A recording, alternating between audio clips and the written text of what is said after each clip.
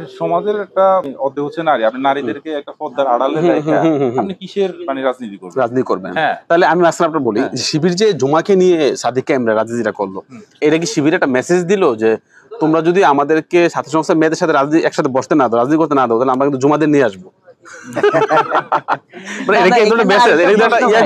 শিবির কি চায় ছাত্র সংস্থাকে নিয়ে রাজনীতি করতে? এটাও তো একটা প্রশ্ন। আর শিবির কিন্তু এই মেসেজটা দিচ্ছে যে আমরা আসলে মেয়েদের সাথে পাশাপাশি বসে রাজনীতি করতে আমাদের কোনো সমস্যা নাই, এই মেসেজটা দিচ্ছে।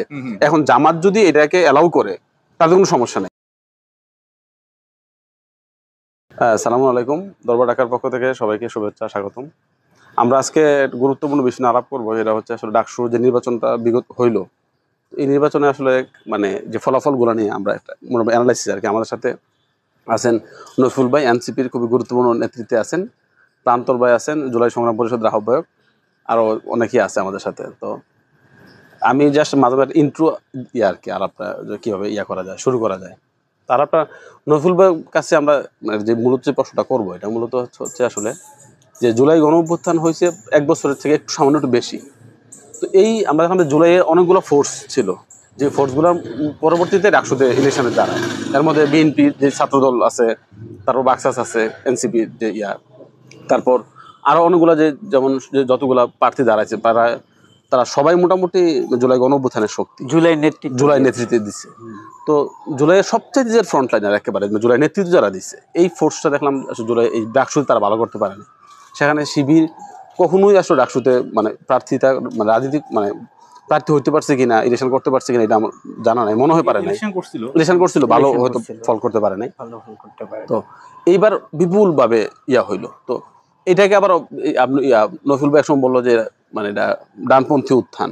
আমি আবার এটা ডিফেন্স করছি যে এটা হচ্ছে এই জায়গা থেকে ডানপন্থীর উত্থান না, কারণ ফেসিবাদ ইটসেলফ ডানপন্থা। তো সেই জায়গা থেকে যারা ফেসিবাদের বিপক্ষে লড়ে তারা মূলত আসলে বামপন্থা। তো সেক্ষেত্রে শিবির কিন্তু আসলে মানে যদি আপনি একাডেমিক্যালি দেখেন, সেক্ষেত্রে শিবির কিন্তু বামপন্থা, মানে একাডেমিক জায়গা থেকে আর কি। এবং শিবিরের যে কার্যক্রমগুলো আপনি দেখেন, এটা অনেকটা লেনিনিস্ট কায়দায় তাদের কার্যক্রমগুলো পরিচালিত। কেমন একটু সেটা হচ্ছে দেখেন, আপনি শিবির যদি আমরা দেখি যে যেমন আপনি সাদিক কাইমের কথা বলেন কিংবা ফরহাদের কথা বলেন, এটা নিয়ে অনেক কন্ট্রোভার্সি আছে যে তারা ছাত্রলীগের কমিটিতে ছিল কিনা। কিন্তু একটা আলাপ আছে যে তারা ছাত্রলীগের কমিটিতে ছিল, আবার ছাত্রলীগের সাথে তাদের ঘনিষ্ঠতাও দেখা যায়। কিন্তু আমরা আপনার আপ্রাইজিং দেখতেছি যে কি তারা কেউ শিবিরের সভাপতি, কেউ শিবিরের সেক্রেটারি ঢাকা ইউনিভার্সিটির। তো এই যে ব্যাপারটা দেখেন, লেনিন কিন্তু এই কাজটাই করছে, যে তার যে বিপ্লবী চিন্তার লোকগুলাকে আর্মিতে বা বিভিন্ন গোষ্ঠীতে কিন্তু সেট করে দিচ্ছে। তা আমার কাছে শিবিরকে আপনি যেরকম বামপন্থা বলতেছেন, আমার কাছে শিবিরের পুল কাঠামোটা লেনিনিস্ট টাইপের। আচ্ছা, বিপ্লবী একটা মানে বলা হয় জামাত শিবির হচ্ছে একটা লেনিনিস্ট পার্টি আর কি। যেমন মোদি যখন মানে জামাত তৈরি করছে, তখন তো আসলে মোদির সামনে ওরকম কোনো উদাহরণ ছিল না, ছিল মানে কমিউনিস্ট পার্টিগুলো। বিশেষ করে সময় রাশিয়াতে বিপ্লব হয়েছে, সমাজতান্ত্রিক বিপ্লব। তো সেই সমাজতান্ত্রিক বিপ্লব যখন মানে বলশিবিক পার্টি করছে, বলশিবিক পার্টি যখন এই যে মানে যে ক্যাডার ভিত্তিক যে সিস্টেম, তারপরে পার্টি লিটারেচার, অথবা দেখা যাচ্ছে যে পার্টির বাইরে যায় কোন ধরনের চিন্তা না করা, এক ধরনের সবকিছু পার্টি কেন্দ্রিক যে এইটাই হচ্ছে লেনিনিস্ট কাঠামো। ওই জায়গা থেকে আমার কাছে মনে হয় এটা। তাহলে আমার হচ্ছে এখানে তো বামপন্থারও মোটামুটি লেনিনিস্ট কাঠামো অনেকে ফলো করে, কিন্তু সেই জায়গায় শিবির কেন ভালোভাবে করতে পারলো? জুলাইও বড় ভূমিকা রাখছে, আবার ডাকসুতে বিশাল বড় তারা করতে পারলো কেন? বাক্সাসের অথবা অন্য যারা নেতৃত্ব ছিল তাদের উপর মানুষ কেন তার দিকে আশাটা করলো না যে ডাকসুতে তাদেরকে আমরা সামনে নিয়ে আসি? দেখেন, এখানে দুইটা দিকে আমার কাছে যেটা মনে হয়। প্রথমত হচ্ছে গণ অভ্যুত্থানে যারা নেতৃত্ব দিয়েছে, আমি যদি ক্রিটিক করি, প্রথমত এখানে যারা দাঁড়িয়েছে সাদিক কাইম কিংবা উমামা কিংবা হচ্ছে কাদের বাকের, তারা কিন্তু অলরেডি একটা জাতির নেতা হয়ে গিয়েছে। প্রথমত আমি মনে করি যে ডাকসুতে নির্বাচনে তারা দাঁড়ানোটা একটা ভুল সিদ্ধান্ত। কারণ আপনি অলরেডি একটা সমগ্র জাতির একটা নেতৃত্ব দিয়ে আপনি একটা ফ্যাসিস্ট শক্তিকে আপনি উৎখাত করেছেন। তো এর ফলশ্রুতিতে ডাকসুর মতো একটা জায়গায় এই যে এটাকে এই আকাঙ্ক্ষাটা খুবই ছোট এবং খুবই ক্ষুদ্র একটা আকাঙ্ক্ষা ছিল, যে আমরা যে আলাপটা করি যে দক্ষিণ এশিয়ার নিপীড়িত মানুষের কেন্দ্রস্থল কিন্তু ঢাকা হবে, হয়েছেও কিন্তু। তাহলে আপনার একটা সম্ভাবনা ছিল ফুল দক্ষিণ এশিয়ার যে নিপীড়িত বা মাজলুম যে জনতার নেতৃত্ব দেওয়া। আপনি সেই জায়গায় না গিয়ে আপনি কি কি চাইছেন, ডাকসুর বিপিজিএস হইতে চাইছেন। আমি মনে করি যে এটা পলিটিক্যালি তাদের একটা ভুল সিদ্ধান্ত। আপনি নদী থেকে আপনার যাত্রা দরকার ছিল সমুদ্রের দিকে, আপনি আসেন ডুবার দিকে, আপনি আসছেন খাল বিলের দিকে, হইলো এটা তো হইতে পারে। তাহলে আপনি আপনার অবস্থানটা কি, আপনার দ্বারা কি ঘটনা ঘটতে পারত, এটা আপনি বুঝতে পারেন না। আর দ্বিতীয়ত ঢাবিতে যেটা ঘটছে দেখেন, 5ই আগস্টের ফুল যে রাজনৈতিক যে ডাইনামিক্সটা ছিল, যে বাইনারিটা ছিল, 5ই আগস্টে কিন্তু দেখেন এটা ফুল ভেঙে গেছে। এখানে আপনি বাংলাদেশে তথাকথিত ইসলামিস্ট, তথাকথিত বামপন্থী সকল শ্রেণী পেশার মানুষের মধ্য দিয়ে একটি গণ অভ্যুত্থান ঘটে গেছে। এবং আওয়ামী ন্যারেটিভ কিন্তু এখানে, বা ইন্ডিয়ান যে ন্যারেটিভ ছিল, আওয়ামী ন্যারেটিভ তো বেসিক্যালি ইন্ডিয়ান ন্যারেটিভ, ওইটাকে কিন্তু মাটির সাথে সয়ে দেওয়া হয়েছে।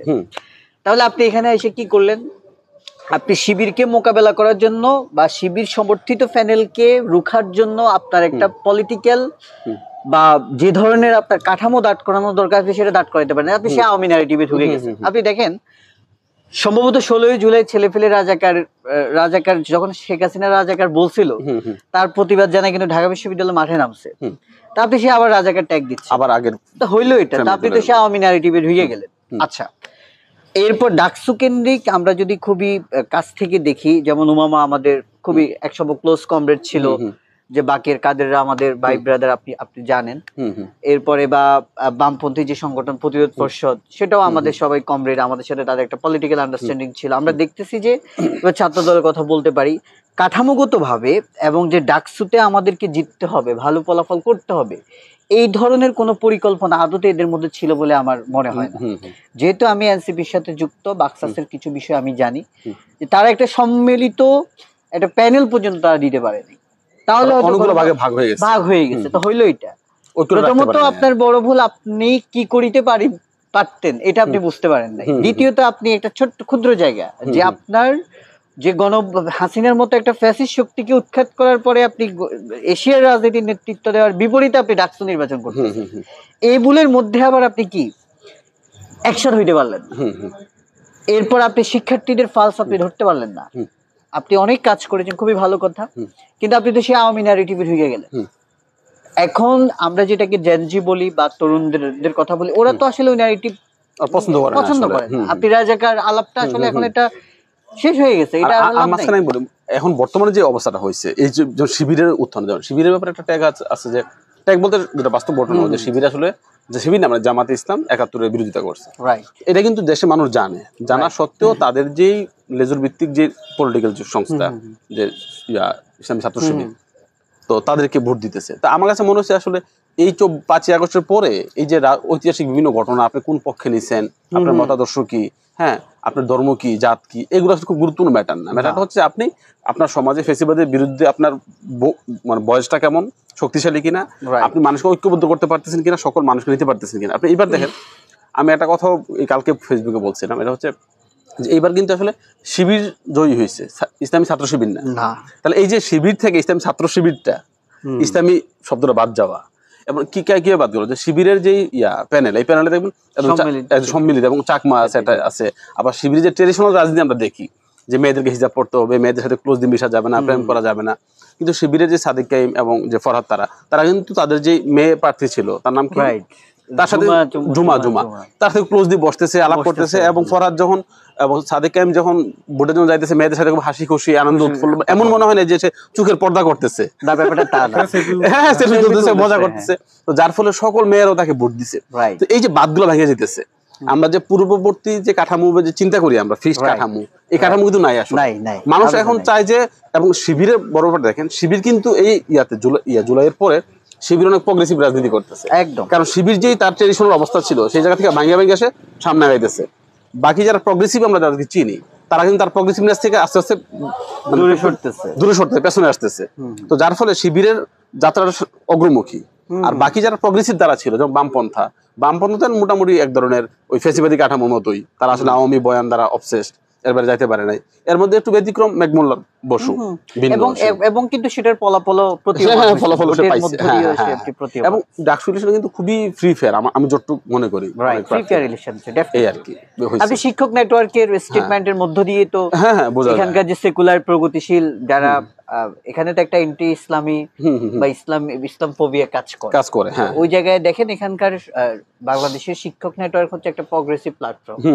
ওই জায়গা থেকে যখন আপনার বলা হয় যে ইলেকশন ফ্রি এন্ড ফেয়ার হয়েছে, কোনো সমস্যা হয় নাই, তাহলে তো এটা তো অস্বাভাবিক ধরে এবং প্র্যাকটিক্যালি এটাই ঘটছে। তবে আপনি এটা যেটা বলছেন এটার সাথে আমি একমত যে 5ই আগস্টের পরে যে বাইনারি পলিটিক্সটা কিন্তু ভেঙে গেছে।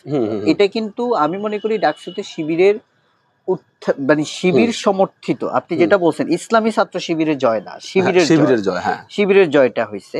তো সেই জায়গা থেকে এই যে বাইনারি পলিটিক্সটা যেহেতু নাই হয়ে গেছে, আমরা যখন দেখি বাকসাস কিংবা প্রতিরোধ পর্ষদ, হ্যাঁ, বৈষম্য বিরোধী যে শিক্ষার্থী প্ল্যাটফর্ম, তারা কিন্তু এই যে শিবিরকে মোকাবেলা করার জন্য সেই পুরনো বাইনারি পলিটিক্স নামে দিলে প্রতিরোধ পর্ষদ, কি প্রতিরোধ করবে আসলে? ফেসিবাদ তো নাই এখন, টামটার মধ্যে এটা কিন্তু অন্য ধরনের একটা ইয়ে হয়ে গেছে, যার ফলশ্রুতিতে এখানে একটা বিস্ফোরণ ঘটছে। আরেকটা মুজাহিদ, আমি আমার অবজারভেশন যে বাংলাদেশ ইতিহাসটার মধ্যে যে ৭১-এর পূর্বে যে আমাদের ইতিহাসগুলো ছিল অথবা মানুষগুলো ছিল আপনাদের ভাষার মধ্যে, আমি আজকে এটা সাদেক এমের বক্তব্য শেয়ার দিই, ওই বক্তব্যের মধ্যে সে প্রচুর আরবি ফার্সি শব্দ ব্যবহার করতেছে, ঠিক আছে? তো এবং কিন্তু আমরা যখন আওয়ামী নেগেটিভ এবং ইন্ডিয়ান নেগেটিভের মধ্যে আমরা দেখি, তখন তারা ভাষাটা কেমন ভাবে তারা ওই যে পুরো সংস্কৃতায়ন, যে বাংলা ভাষার মধ্যে যেমন আরবি ফার্সি নাই, বাংলা ভাষা দিয়ে মনে হয় নজরুল কবিতা লেখা নাই আরবি ফার্সি দিয়ে, এমন কোনো গজল হয় নাই, নবীন নামে কোনো শান লেখা হয় নাই।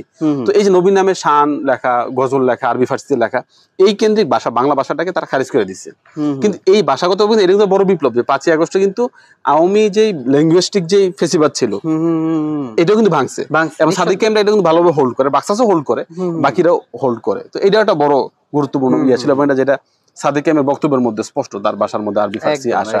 এবং দেখবেন এই যে আমরা এই ডাকসুর সাথে কিন্তু আসলে বৈশ্বিক রাজনীতির জড়িত একদম।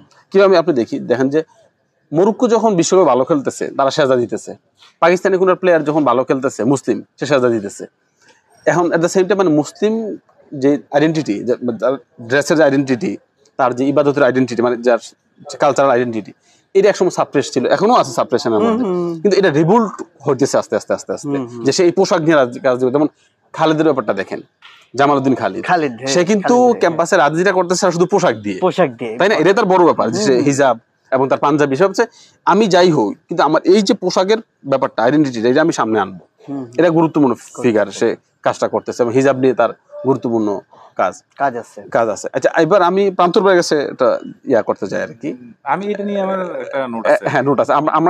আপনি একটা আজকে একটা ফেসবুকে পোস্ট দিচ্ছেন, যে পোস্টটা হচ্ছে যে শিবির যদি জুমারকে পাশে নিয়ে তারা পরিশোধ করতে পারে, ডাকসুতে ইলেকশন করতে পারে, এবং মেয়েদের সাথে সাদিক ক্যাম্প সেলফি তুলে রাজনীতি করতে পারে, তাহলে সেই জায়গায় তারা এখন ছাত্রী সংস্থার মেয়েদেরকে সামনে এনে রাজনীতিটা করতে পারতেছে না, করলে আরো বেশি তাদের হইতো, ভালো হইতো, এবং একটা মেসেজ যাইতো সব জায়গার মধ্যে যে না, শিবির আসলে নারীদের প্রতি যেমন আজকে যখন ডাকসু ইলেকশনের পরের দিন অনেকে ক্যাম্পাসে সিগারেট পাওয়া যাবে কিনা, হ্যাঁ, ছেলে মেয়ে আড্ডা দিতেছে কিনা, এই বিষয়টা খেয়াল করতেছে, তাই না? কিন্তু আমার মনে হয় না শিবির আসলে পূর্বের এই, মানে শিবিরের তো অনেক ভাগ আছে আসলে।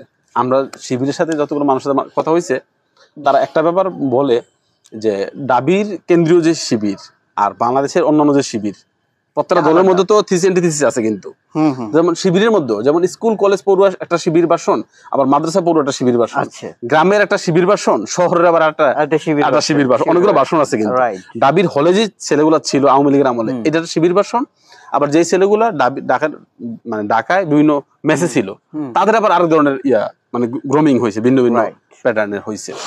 তো প্রান্তর ভাই কি দেখতেছেন যে শিবিরের সম্ভাবনা কি কি, এবং শিবির কি কি মানে এই প্রতিকূল পরিবেশ, যেটা বলছে ধরেন বাকশাসের কেন ধরেন বরাডুবি হলো, তো আমার এখানে অভ্যুত্থানের পরপরেই মাহফুজ একটা থিওরি দিচ্ছে, সেটা হইতেছে যে উপদেষ্টা মাহফুজ, আচ্ছা, আদর্শভিত্তিক রাজনীতির কোনো ভবিষ্যৎ নাই।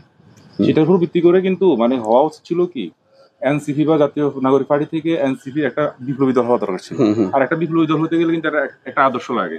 মাহফুজ যেহেতু বিশ্বাস করে যে এটা আসলে আমরা আদর্শরে পোস্ট ইডিওলজিক্যাল মানে উত্তর আদর্শিক যুগে আছি, সুতরাং এখানে আদর্শ আর কাজ করবে না, আদর্শিক রাজনৈতিক দলের কোনো সম্ভাবনা নাই, তখন সে কিন্তু আর মানে একটা বিপ্লবী দলের দিকে না যায়, সে বিএনপির মতো একটা নির্বাচনমুখী, জনগণের সাথে মানে এক ধরনের মানে মধ্যপন্থী, মধ্যপন্থী ট্র্যাডিশনাল মধ্যপন্থী বলে কি আমি এটা বুঝি না আসলে। ওই যে ডান এবং বামের মাঝখানে যে থাকে আর কি। ঠিক আছে। তো প্রথম অ্যাজাম্পশনটা ভুল ছিল এটা, যে আসলে মানে এটা পোস্ট ইডিওলজিক্যাল এরা না, বরঞ্চ মানে মানে ইডিওলজিক্যাল কনফ্লিক্টই এখনো আছে। মানে ইডিওলজিক্যাল পলিটিক্স এর রাইজিং হচ্ছে আরো, বরঞ্চ মানে আপনি বিভিন্ন মানে ম্যাকমোল্লার এটা পোস্ট দিল যে না পোস্ট ইডিওলজিক্যাল এই যে না ইডিওলজি আছে, তো ইডিওলজি ছাড়া পলিটিক্স হয় না। আমাদের যে জায়গাটা হয়েছিল 71-এর মুক্তিযুদ্ধের মধ্য দিয়া বাঙালি মুসলিমের যে মানে ঐতিহাসিক যে মানে কানেকশনটা ধর্মের সাথে ইসলামের সাথে, এটা কিন্তু কাট করা হয়েছে নাই করে দিচ্ছে, এবং 24-এর মধ্য দিয়ে কিন্তু এটা আবার পুনরায় কানেকশনটা সেট করা হয়েছে, হ্যাঁ রিকানেক্ট হয়েছে। রিকানেক্ট হওয়ার মধ্য দিয়ে কিন্তু এই অভ্যুত্থানটা কাইন্ড অফ একটা ডানপন্থী, এবং এটা মানে এই 24-এর পরে আসলে আমি মনে করি কি মানে যে রাজনৈতিক দলের ভিতরে এক ধরনের মানে আধ্যাত্মিক এবং ইসলামিক স্পিরিট থাকবে না কোনো না কোনো ভাবে, সে রাজনৈতিক দল আসার সম্ভাবনা আছে বলে আমি মনে করি না। তো শিবির তো আগে থেকে ওই জায়গা থেকে কাজ করতেছিল, এবং শিবির যেহেতু অভ্যুত্থানের পরে যেহেতু শিবিরের অভ্যুত্থানের বড় ভালো ভূমিকা রাখছে, অভ্যুত্থানের পরে তাদের তাদের ভিতরে এক ধরনের চেঞ্জ এবং এক ধরনের মানে পজিটিভ কিছু করার এক ধরনের মানসিকতা তৈরি হয়েছে। এবং অনেকেই ধারণা করতেছে যে ঢাকা বিশ্ববিদ্যালয় শিবির চাইলে কিন্তু জামাতের যে জামাতীয় যে ন্যারেটিভ, জামাতের যে দীর্ঘদিন পর্যন্ত এক ধরনের মানে যে ন্যারেটিভ শিবির জরাজীর্ণ প্রথা চিন্তা ভাবনা, এবং দেখা যাচ্ছে শিবিরের কেন্দ্রীয় সভাপতিগুলো সব রাজশাহী বিশ্ববিদ্যালয় কেন্দ্রিক হইতো। তো এই যদি ঢাকা বিশ্ববিদ্যালয়ের শিবির যদি জায়গা ওঠে, তাহলে কিন্তু জামাতীয় যে ন্যারেটিভ এবং টোটাল এক ধরনের জামাতের ভিতরে একটা সংস্কার হওয়ার একটা সম্ভাবনা আছে। এবং শিবির কিন্তু খুবই সম্ভাবনা একটা দল থেকে। শিবির ছেলেদের ভিতরে যদি দেখেন, শিবির কিন্তু মেনলি একটা বিপ্লবী দল, ঠিক আছে, কিন্তু শিবিরের পরবর্তীতে এটারে এক ধরনের বিপ্লবের পরবর্তীতে, কারণ একটা বিপ্লবী দল হইতে গেলে সবসময় ওই বিপ্লবী দলটা প্রগতিশীল হতে হয়, শিবিরে এক ধরনের প্রতিক্রিয়াশীলতার দিকে ঠেলা দেওয়া হয়েছে। কিন্তু ওই ঢাবি শিবির সেই প্রতিক্রিয়াশীলতার যে দেয়াল, এটা ভাঙ্গা ওরা ওখান থেকে বের হইয়া নতুন ভাবে এক ধরনের প্রগতিশীল ইসলামিক রাজনীতি করার চিন্তা ভাবনা করতেছে, যে রাজনীতি আসলে বাংলাদেশে মানুষ অ্যাকসেপ্ট করার চেষ্টা করবে। যেমন আমি যেটা বলছিলাম যে এটা আমি আসলে অনেক আগে থেকে বলছি, এটা যে আসলে আপনি সমাজের একটা মানে অর্ধেক হচ্ছে নারী, আপনি নারীদেরকে একটা পর্দার আড়ালে রেখে আপনি কিসের মানে রাজনীতি করবেন? হ্যাঁ, তাহলে আমি আসলে আপনার বলি শিবির যে জুমাকে নিয়ে সাদিক কায়েমরা রাজনীতিটা করলো, এটা কি শিবির একটা মেসেজ দিল যে তোমরা যদি আমাদেরকে ছাত্র সংস্থার মেয়েদের সাথে রাজনীতি একসাথে বসতে না দাও, রাজনীতি করতে না দাও, তাহলে আমরা কিন্তু জুমাদের নিয়ে আসবো? কিন্তু শিবির কি চায় ছাত্র সংস্থাকে নিয়ে রাজনীতি করতে, এটাও তো একটা প্রশ্ন। শিবির দাবি শিবির কিন্তু এই মেসেজটা দিচ্ছে যে আমরা আসলে মেয়েদের সাথে পাশাপাশি বসে রাজনীতি করতে আমাদের কোনো সমস্যা নাই, এই মেসেজটা দিচ্ছে। এখন জামাত যদি এটাকে অ্যালাউ করে তাদের কোনো সমস্যা নাই। শিবিরের মধ্যে একটা অপার বৈপ্লবিক সম্ভাবনা আছে, সেই সম্ভাবনাটা জামাত উপর থেকে এক ধরনের চাপায় রাখছিল দীর্ঘদিন। সেই জিনিসটা আমরা চাইতেছি কি ঢাবি শিবিরের মধ্য দিয়ে তাদের এই সম্ভাবনাটা, এবং ইকবালের যে reconstruction of political thought in Islam, religious thought in Islam মানে চিন্তা যে সংস্কার, আমি মনে করি শিবিরের মধ্য দিয়ে পুরাতন জরাজীর্ণ যে 100 বছর আগের লিটারেচার এবং বর্তমান সময়ের সাথে উপযোগী মানে যে চিন্তাগুলা এবং প্রগতিশীল একটা রাজনীতি মানে এতে যদি যেতে পারে, আমি মনে করি শিবিরের ঠেকায় রাখার মতো ক্ষমতা, এবং শিবির মানে বর্তমান পৃথিবীর একটা মানে মডেল হতে পারে। ভাই আপনি প্রগতিশীল শব্দটা এখানে আবার একটু আমি একটু ইন্টারাপ্ট করি। এখানে তো আমাদের এখানে যে প্রগতিশীলতা ঘুরে উঠছে, এটা কিন্তু তথাকথিত প্রগতিশীলতা, এবং এই প্রগতিশীলতা আদতে অ্যান্টি ইসলামিস্ট প্রগতিশীলতা, এবং এটা বাঙালি জাতিবাদের সাথে সম্পৃক্ত। কিন্তু আমি যেটা মনে করি শিবিরের ব্যাপারে, ডেফিনেটলি শিবির সংগঠিত সংগঠন, এবং আপনি যেটা বলছেন যে জামাত, যে তাদের যেমন শিবিরের একটা যেমন আইডেন্টি ক্রাইসিসে ভোগে অনেকে শিবির করার ক্ষেত্রে, যে বলতে পারে না যে আমি শিবির করি। এই ঘটনাটা কিন্তু এখনো আমি মনে করি বিদ্যমান, এখনো চলমান। হ্যাঁ, যেমন আপনি ঢাকা বিশ্ববিদ্যালয়ে কয়জন প্রকাশ্যে আসছে যে আমি শিবির করি, তো এই ঘটনাটা কেন, এটার ব্যাকগ্রাউন্ড কি, হিস্ট্রিটা কি, ওই জায়গায় আপনি জামাতের কথা বলতেছেন। জামাতের আমার কথাটা শেষ করি। হ্যাঁ প্লিজ। আমি প্রগতিশীল মানে ইসলামিক দলের কথা এই জন্য বলতেছি, ধরেন আপনি মানে বাঙালি মুসলমানের হিস্ট্রির দিকে তাকান, আমি দেখবেন কি সবসময় আমরা এক ধরনের মানে প্রতিক্রিয়াশীলতার মানে আবর্তে মানে খাইছি, একদম দুষ্ট চক্রের ভিতরে ছিলাম। কিরকম, যখন টেলিভিশন আসে তখন এটা মানে না যায়, হারাম হয়ে যায়। যখন টিস্যু আসছে টিস্যুটা না যায়। যখন ধরেন নতুন কোনো প্রযুক্তি আসছে তখন আমরা এটা কিন্তু অ্যাকসেপ্ট করে নেই। মুসলমানরা এই ধরনের ছিল, এমনকি এটা ধর্মের সাথে আছে, আসলে ধর্মের সাথে থাকার কারণ আছে। একটা প্রগতিশীল ইসলামিক দল সব সময় প্রগতিশীল যুগের যে চাহিদা এবং যুগের যে নতুনত্বকে অ্যাকসেপ্ট করবে, ঠিক আছে, নতুনত্বকে অ্যাকসেপ্ট করবে এবং পুরাতন চিন্তাগুলারে ওরা মানে এরকম যেরকম একটা প্রবাহের মধ্যে যেরকম মানে ইয়ে করে, মানে যে আবর্জনাগুলারে ইয়ে করে পরিশুদ্ধ করে, এরকম একটা প্রগতিশীল ইসলামিক দলের কথা এটা এই জন্য বলতেছি। পুরাতন যে জরাজীর্ণ চিন্তাগুলো এগুলার তারা প্রতিনিয়ত সরাই দিবে, প্রতিনিয়ত এগুলারে পরিষ্কার করবে এবং নতুন নতুন চিন্তা যুগের সাথে তাল মিলায় ওরা এটা নিয়ে কাজ করবে। আমি যদি ধরেন একটা উদাহরণ দিই, আন্নাদা পার্টি কিন্তু তিউনিসিয়ার খুব জনপ্রিয় একটা দল, ওরা ক্ষমতা আসছিল রশিদ গানুশি কিন্তু তাদের রাজনৈতিক দল তৈরি করার পরেও কয়েক ধাপে ওরা কিন্তু তাদের চিন্তার সংশয় করছে, রাজনৈতিক দলের পুরো কাঠামোগত চিন্তার সংশয় করছে। ওই জায়গাটাতে কিন্তু তুরস্ক একটা মডেল নিয়ে বলে, তুরস্ক মডেলটা নিয়ে একদম ওই জায়গাটাতে কিন্তু মানে এই যে জামাত কিন্তু এখনো ইখওয়ান মডেল নিয়ে আছে, ইখওয়ান মডেল কিন্তু ফেল। জামাতের বর্তমান যে মডেল, এই মডেলটা জামাত যদি সাকসেস হয় ঘুরে গেলে এটা একটা ফ্যাসিজমের দিকে যাবে। এটা তো আপনার সেই ইখওয়ান মডেল। এটা কিন্তু আমি মাস্টারটা বলি আর কি, মানে শিবিরে কিভাবে চেঞ্জটা হইতেছে আপনি খেয়াল করেন। যে বললাম না, শহরের শিবির, দাবি হলে থাকা শিবির, গ্রামের শিবির। আরেকটা শিবির হচ্ছে সবচেয়ে গুরুত্বপূর্ণ পাওয়ারফুল, এটা হচ্ছে শিবিরের ছেলে দেবেন। আওয়ামী লীগের আমলে প্রচুর ছেলে তুরস্কে গেছে মাস্টার্স করার জন্য, পিএইচডি করার জন্য, প্রচুর ছেলে অনার্স করার জন্য গেছে। তারা গিয়ে তুরস্কের এবং যেই দেশগুলোতে ইসলামিক রাইজিং হইতেছে এবং ইসলামিক নতুন চিন্তা ভাবনা করতেছে, ইবনে খালদুন যে বিশ্ববিদ্যালয়, ওই বিশ্ববিদ্যালয়ে তারা প্রচুর পড়াশোনা করার পরে এই যে পাশ্চাত্যের চিন্তার সাথে ইসলামের চিন্তা, যে লিবারেল যে একটা চিন্তা, ইসলাম চিন্তা আসতেছে, ওই চিন্তাটা তারা প্রভাবিত হওয়ার ফলে তারা আবার এই চিন্তাটাকে ঢাকার শিবিরদের মধ্যে অ্যাপ্লাই করতে তখন অটোমেটিক এখানে একটা কনফ্লিক্ট হয়, নতুন ভাবে ইয়া হয়, মানে এটা নতুন সিনথেসিস হয়। এটা খুব গুরুত্বপূর্ণ ব্যাপার। এবং যেমন তুরস্ক যে শিবিরগুলো ঢাকাতে ছিল, তারা তুরস্কে পড়তে গেছে, তারা কিন্তু আবার এই ট্রেডিশনাল শিবির জামাত সম্পর্কে খুবই ক্রিটিক্যাল এবং প্রচুর সংস্কার চায়। আমার সাথে পরিচিত অনেক বন্ধু আছে যারা তুরস্ক পড়াশোনা করতে গেছে, তারা প্রচুর ক্রিটিক্যাল। মওদুদির রাষ্ট্রচিন্তা নিয়েও তারা প্রচুর ক্রিটিক্যাল চিন্তা ভাবনা দিতেছে এবং জামাতের যে ট্রেডিশনাল যে বয়ান, এটা ভেঙে ফেলতেছে। আমার মনে হয় জামাতের মধ্যে আসলে একটা চরম ভালো লেভেলের থিসিস অ্যান্টিথিসিসের ধাক্কা তারা ভালোভাবে হইতেছে। এখন এই সাদেক কাইমরা মূলত ডাকসুতে যাদের বিজনটা মূলত জামাতের সিনথেসিস অথবা শিবিরের সিনথেসিস, এটা কিন্তু ট্রেডিশনাল ওই অর্থে শিবির না। কথা বুঝতে পারছি? আমি কালকে একটা দেখলাম, শিবিরের যে প্যানেল, এই প্যানেল থেকে যে প্রচারণা হয়েছে কোথাও কিন্তু নাকি শিবির সমর্থিত প্যানেল, ওই প্যানেলের প্রচারণার মধ্যে তাদের কোথাও নাই বিসমিল্লাহির রহমানির রহিম, মানে ধর্মীয় কোনো শব্দ নাই, তারা খুব বেশি ব্যবহার করে। ইন্টারেস্টিং একটা ব্যাপার।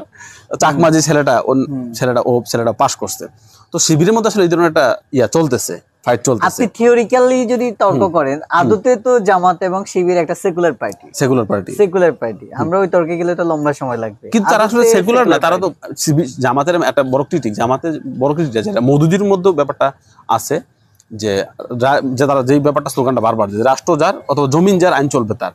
এখন জমিন যার আইন তো তারই চলতেছে, আসলে আল্লাহরই দিন আইন চলতেছে। আল্লাহ যখন সূরা মুলকের মধ্যে, সূরা মুলকি আল্লাহ যখন চূড়ান্ত সার্বভৌমত্বের কথাটা বলে আল্লাহ, সেখানে কিন্তু আসলে আল্লাহর চূড়ান্ত যে অথরিটি পৃথিবীর মধ্যে আছে, ক্ষমতা আছে, সবকিছু আল্লাহর। আমরা যেমন আস্তিক বলেন নাস্তিক বলেন, যত বিশ্বাসের মানুষই হোক, আল্লাহ বলতেছে যে প্রত্যেকটা সত্তা, সৃষ্টি, ইচ্ছা এবং অনিচ্ছা আল্লাহর কথা মানতেছে। তো সেই জায়গা থেকে কিন্তু আসলে সবাই আল্লাহর ইচ্ছায় মানতেছে। কিন্তু রাষ্ট্রের মধ্যে আইনটা কি, তারা বলে যে কোরআন হবে সংবিধান। কোরআন তো সংবিধান কোথাও ছিল না, রসুলের মদিনাতেও ছিল না, এবং খিলাফতের যুগে কোনো যুগে আসলে কোরআন সংবিধান ছিল না। যেটা ছিল যে কোরআন থেকে মূল স্পিরিট নিয়ে, চিন্তাগুলো নিয়ে সূরা সদস্য হয়ে সকলের সম্মতির ভিত্তিতে এটা সংবিধান হয়, একটা আইন হয়। আইন কিন্তু সরাসরি কোরআন থেকে না, যেমন কোরআন আমাদের মূল স্পিরিট হইতে পারে। এছাড়া আপনি দেখেন যে পুরো পৃথিবীতে যতগুলো রাষ্ট্র আছে, সেকুলার রাষ্ট্র বলেন, ধর্ম রাষ্ট্র বলেন, সবগুলো রাষ্ট্রের কিন্তু সংবিধান, সবগুলো সংবিধানের মূল স্পিরিট কিন্তু ওই ধর্ম অঞ্চলের মানুষের যে হাজার বছরের ট্রেডিশন থাকে, তাদের নীতি নৈতিকতা থাকে, উপকথা থাকে, রূপকথা থাকে, এবং ধর্মীয় যে স্পিরিটটা থাকে, সবগুলো একটা সম্মিলিত চিন্তার ভিতর দিয়ে কিন্তু সংবিধানটা আসলে আইন হিসেবে আমাদের সামনে হাজির হয়। তো সেই ক্ষেত্রে বাংলাদেশে অথবা পুরো পৃথিবীর মধ্যে যদি শিবির ইসলামী রাষ্ট্র করতে চায়, সেখানে তাদের সংবিধান আসলে কোরআন হবে না। এটা মানে আইওয়াস বক্তব্য, কখনো সম্ভব না। কারণ মনে করেন শিবিরের এই যে সমর্থিত কোরআন তো আসলে সংবিধান আকারে আসেও না। কথা মনে করেন যে শিবির সমর্থিত প্যানেলে চাকমা যে ছেলেটা আনলো, এটা কি সে কি কোরআন সংবিধান দিয়ে আনছে? তাকে আনা নাই। কিন্তু এটা কিন্তু গুরুত্বপূর্ণ, শিবির সমর্থিত প্যানেলের মধ্যে যখন চাকমা একটা ছেলে নির্বাচন করে, সে পাশ করে, এটা সেম টাইম আমরা করতে পারি যে জাতীয় নির্বাচন ও শিবির জামাত আসলে কোন হিন্দু প্রার্থী দিতে পারে। দিতে পারে না, এইখানে আমি আপনাকে আরেকটু বলি, যেমন আপনি কোরআন কিন্তু সংবিধান আকারেও আসে না, আইন আকারেও আসে না। আবার আপনি রাষ্ট্রের যদি কনসেপ্টটা দেখেন, রাষ্ট্রের কনসেপ্টটাই কিন্তু সেকুলার কনসেপ্ট। আর আপনি ইসলামিক বা ইসলাম দিয়ে যদি এটাকে জাজ করতে যান, আদতে তো রাষ্ট্রটাই একটা সেকুলার ব্যাপার। তা আপনি সেই রাষ্ট্রটাকে যদি আপনি সত্যিকার ইসলাম চান, তাহলে আপনার প্রথম কাজ হচ্ছে রাষ্ট্রকে উৎখাত করা।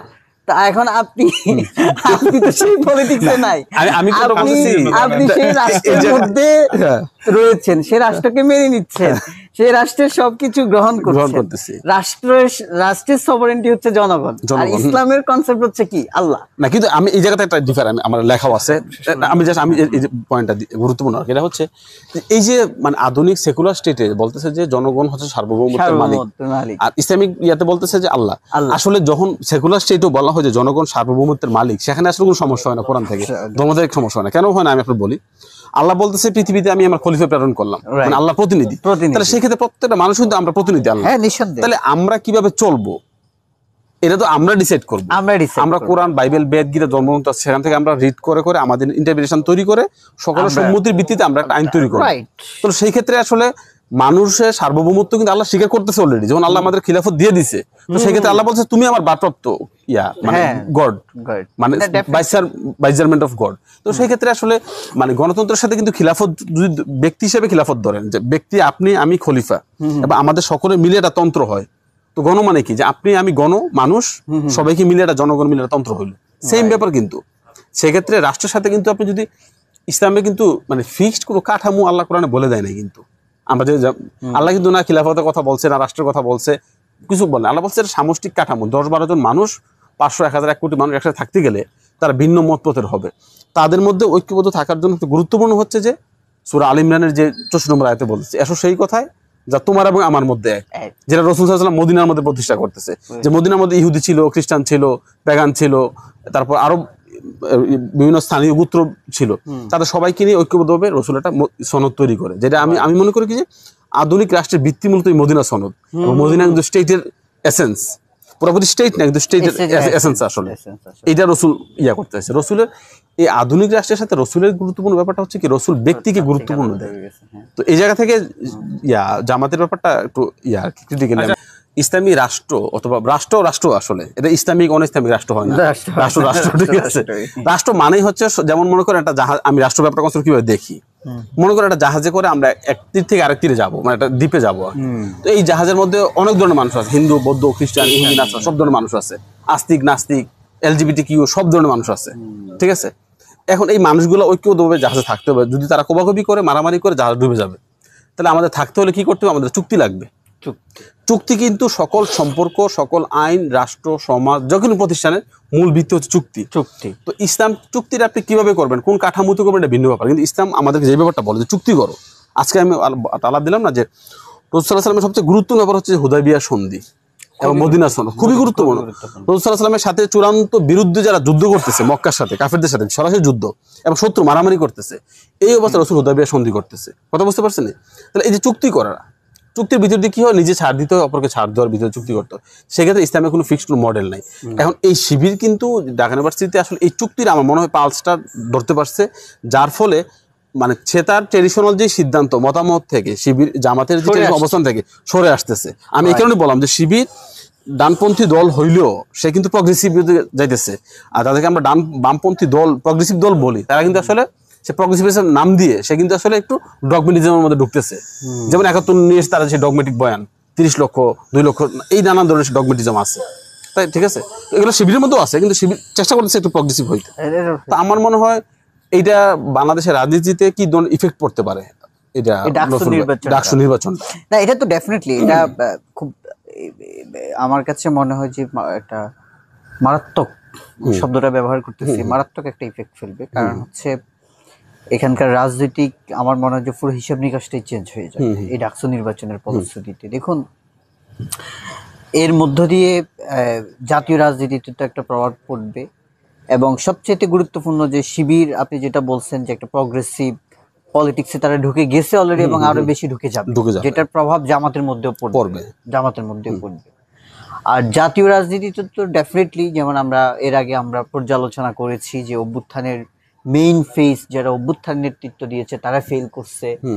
এরপর হচ্ছে এখানকার জাতীয়তাবাদী রাজনীতির যারা ধারক ছাত্রদল তারা ফেল করছে। তো এটার ধারাবাহিকতা আমার মনে হয় যে চলমান থাকবে এবং আগামী দিনের যে ভোটের রাজনীতিতে এটার প্রভাব পড়তে পারে। আপনি খেয়াল করছেন কিনা আমি জানি না, বিএনপির অ্যাক্টিং চেয়ারম্যান তারেক রহমান একটা কথা বারবার বলতো যে আগামী নির্বাচন হবে খুবই কঠিন, খুবই কঠিন। তা আমি মনে করি যে ডাকসু নির্বাচন এটা তার একটা সাইন আর কি, সাইন বলা যায় আর কি। তো এটার প্রভাব পড়বে। এখন সেই প্রভাবকে আপনি কিভাবে মোকাবেলা করতে চাইবেন এবং তার সেই প্রভাবের বাইরে গিয়ে কিভাবে আপনি এখানে, আপনি যদি মনে করেন যে জামাত এবং শিবির রাজনীতি সঠিক না, যদি আপনি মনে করেন, আমি কোট আনকোট, তাহলে আপনার এর বাইরে যে কি হবে সেটা দাঁড় করানোটা খুবই গুরুত্বপূর্ণ। আমি এই জায়গায় আমি প্রান্তবে অনেক যাবত লেখালেখি করতেছি নিয়ে যে শিবির যদি বাংলাদেশে একটা রিয়েলি প্রগ্রেসিভ মুখী, তো প্রগ্রেসিভ মুখী হইতে গেলে, পারফেক্টলি প্রগ্রেসিভ রাজনীতিটা করতে গেলে শিবিরের ব্যাপারে যে ট্যাগিংটা আছে, শিবির ক্যাম্পাসে রাজনীতি করলে ছেলেমেয়েরা প্রেম করতে পারবে না, ছেলেরা সিগারেট খাইতে পারবে না, একসাথে ঘুরতে পারবে না, আড্ডাবাজি করতে পারবে না, গান গাইতে পারবে না, এই ধরনের ট্যাগিং তো অলরেডি শিবির সম্পর্কে আছে। মানে শিবির ব্যক্তি পরিসরে মানুষের ব্যাপারটা খুব সংকুচিত করে ফেলে, ব্যক্তি পরিসরটাকে হস্তক্ষেপ করবে। তো এই ব্যাপারে শিবির যদি প্রগ্রেসিভ রাজনীতিটা ক্যাম্পাসে করতে চায়, তাকে মাস্ট প্রগ্রেসিভ হইতে হবে। আর না হয় বামপন্থী যারা ম্যাকমুলা বড় যারা তাদেরকে প্রচুর দিবে, কাউন্টার নেগেটিভ তৈরি করবে, ঝামেলা করবে। এই জায়গা থেকে শিবির কিভাবে পুরো বাংলাদেশে একটা মানে পারফেক্টলি প্রগ্রেসিভ রাজনীতি দল হইতে পারে, এই ব্যাপারে আপনার পরামর্শ কিছু ছিল? একটা ছিল সাথী সংস্থার মেয়েদেরকে যে কট্টর হিজাবের বাইরে গিয়ে সেটা নরমাল একটা নরমালাইজ করা, আরে হিজাব মানে নরমালাইজ করা কথা বলে, সেটা হচ্ছে শিবিরে মওদুদি থেকে মুখ ফিরাইয়া ইকবালের দিকে তাকাইতে হবে, ইকবালের দিকে তাদের নজর দিতে হবে, ইকবাল ফাট করতে হবে। এখানে যে ডাকসুতে যে মানে এক ধরনের come to the common term যে জিনিসটা, যে মানে অনেকের মধ্যে ঐক্য, যে ঐক্যটা আসছে, সেই ঐক্যটা আপনার মেনলি এটা ইকবালের, যে তুমি যে ইকবাল বলতেছো মুসলিম, তুমি হচ্ছে যে মানে তুমি হচ্ছে বাস পাখি, ওটার আগে তোমার ডানা চাপটা, তোমার ডানার সাথে যে জাত পাত অন্যান্য যে ধরনের দুর্গন্ধ আছে বা ধুলাবালি আছে, এগুলো জেড়ে ফেলে দাও। তো এই জন্য ইকবালের চিন্তা থেকে শিবির জামাতের মানে সরে যাওয়ার কারণে আসলে তারা এতদিন পর্যন্ত এক ধরনের অনেক প্রাচীন দল বাংলাদেশের কিন্তু ক্ষমতা আসতে পারতেছে না। তাদের সর্বোচ্চ ক্ষমতা মানে এইটাই, ডাকসুতে বড় একটা পুরো জামাতের ইতিহাসে, পুরো পৃথিবীতে জামাতের ইতিহাসে সবচেয়ে বড় অর্জন কিন্তু এইটা, তাই না? এইটা একটা ব্যাপার। আর শিবির সম্পর্কে আমার কিছু পার্সোনাল একটা পরামর্শ, শিবির যদি বাংলাদেশের প্রগ্রেসিভ রাজনীতি করতে চায়, এই বাংলার মাটি ভূগোলকে তার বুঝতে হবে। আমি ইসলাম ব্যাপারে আমার একটা বোঝাপড়া হচ্ছে, ইসলাম যে অঞ্চলে যায় ঠিক এই অঞ্চলের ভাব, চিন্তা, কল্পনা, আকার, আকৃতি, ভূগোলকে নিয়ে নতুন একটা শেপ নেয়। ইসলামের এসেন্স ঠিক থাকে, শেপ নেয়। সেই জায়গা থেকে আমি নাম দিচ্ছি যে আমাদের বাংলা অঞ্চল যে ইসলামটা তৈরি হয়েছে নদী বিধৌত বাংলায়, নদীমাতৃক ইসলাম, বাউল, ফকির, সুফির গায়। আপনি এটা ব্যাপার খেয়াল করেন যে ইসলামপন্থী যারা রাজনীতি করে তাদের যে গজলগুলো লেখা হয়, নাতগুলো লেখা হয়, হামদনাথগুলা, এগুলো কিন্তু শহরের মধ্যবিত্ত ছেলে ছাড়া, অত মাদ্রাসা স্কুল কলেজ পুরো ছেলে ছাড়া বাকিরা গাইতে পারে না। মানে কোনো কৃষক, শ্রমিক, মজুর শিবিরের কোন গজল গাইতে পারতেছে না, কিন্তু লালন ফকিরের, কোন বাউলের, আব্দুল করিমের কোন একটা রসুলকে নিয়ে একটা দরদি গান তারা গাইতে পারতেছে। তার মানে এই যে শিবিরের যেই ভেতর থেকে উদ্ভূত হওয়া যে কালচারাল যে অ্যাক্টিভিজমটা, এটা কৃষক, বাউল, ফকির, সুফিরা নিতে পারতেছেন। তাহলে সেই জায়গা থেকে জামাত ইসলাম যদি বাংলাদেশের জাতীয় রাজনৈতিক দল হইতে চায়, এখন জাতীয় রাজনৈতিক দল না, যেহেতু সে একটা ধর্মীয় প্যাটার্নে গোষ্ঠীতন্ত্র, গোত্রবাদী দল, যদি সে জাতীয় রাজনৈতিক দল হইতে চায় তাহলে তাকে এই সবগুলো বেরিয়ে ভাঙতে হবে, গোত্রতন্ত্রের কোনো স্থান নাই। সেই ক্ষেত্রে তাকে এই অঞ্চলের নদী বিদ্যুৎ বাংলার যে মানুষের মধ্যে যে ইসলাম ভাবনা তৈরি হয়েছে, ধর্ম ভাবনা তৈরি হয়েছে, এগুলো তারা অ্যাকসেপ্ট করতে হবে। যেমন কট্টর যে সালাফি ইসলাম আমাদের এখানে আসতেছে, যেটা একত্রে জামাত ইসলাম অ্যাকসেপ্ট করছে, এবং জামাতের বড় বড় যারা বক্তা তারা কিন্তু মাজার ভাঙ্গার পক্ষে তারা বয়ান তৈরি করে। তাহলে এই বয়ানটার বিরুদ্ধে কিন্তু জামাতকে বেরিয়ে আসতে হবে এবং শিবিরকে এর বিরুদ্ধে অবস্থান নিতে হবে, পরিষ্কার করতে হবে যে আমরা আসলে এই অঞ্চলে ইসলামের যে একটা ফরমেশন আছে, এটা সৌদির ইসলামের ফরমেশন একরকম হবে না, ভিন্ন হবে। তাহলে এখানকার ইসলামের কাঠামো অনুযায়ী আমাকে আস্তে আস্তে ডেভেলপ করতে হবে। মওদুদির আজ থেকে প্রায় কত 60-70-80 বছর আগের যে ইসলাম বোঝাপড়া দিয়ে এখন আসলে চলবে না, চেঞ্জ হইতেছে, চেঞ্জ হবে। তাহলে প্রতি মুহূর্তে যা চেঞ্জ করতে হবে। আর এই অঞ্চলে যে ইসলাম বোঝাপড়া, এটাকে অ্যাকসেপ্ট করতে হবে। এই অঞ্চলে যে বামপন্থী রাজনীতি আছে, অন্যান্য মতাদর্শ আছে, তাদের সাথে কিভাবে কুপ আপ করতে হয়, তাদের রাজনীতিটা কি বুঝতে হবে। আমার মনে হয় ঐক্য তৈরি করতে গেলে ছাড় দিতে হয়। তো সেই ক্ষেত্রে জামাত যদি এবং শিবির যদি এই কাজটা করতে পারে, তাহলে এটা বড় একটা সম্ভাবনা তৈরি করবে। আর একটা বড় হচ্ছে যে শিবির এই ক্ষমতা আসার ফলে আমরা যে ব্যাপারটা বারবার চাইতেছিলাম, যে আমরা চাইছিলাম যে আমাদের একটা মানে বাঙালি মুসলিম যে ইয়াটা আত্মপরিচয়টা, এটা রিভাইভ করবে, যেহেতু এখানে প্রায় 90% মুসলিম। তো এটা যদি হয় তাদের চিন্তা চেতনা ভাব ভাষায় ইয়াতে সামনে আসলে এটা একটা কাউন্টার দেওয়া সম্ভব হবে। এতদিন তো পুরোপুরি বামপন্থীরা আসলে পুরো ন্যারেটিভ নিয়ন্ত্রণ করতেছে, মানে পজিটিভ হোক নেতিবাচক হোক। তো জামাত ইসলাম অথবা ইসলাম যদি মোটামুটি সামনের ফ্রন্ট লাইনে আসে, ক্ষমতায় আসে, তাদেরকে ইসলাম দিয়ে কাউন্টার ন্যারেটিভ তৈরি করা যাবে, এতে ইসলামের আসলে একটা রিভাইভ হবে, চিন্তা ভাবনা তৈরি হবে আর কি। তো আজকে সব অনেক বড় লম্বা লাভ করে ফেলছি, সবাইকে ধন্যবাদ। আসসালামু আলাইকুম।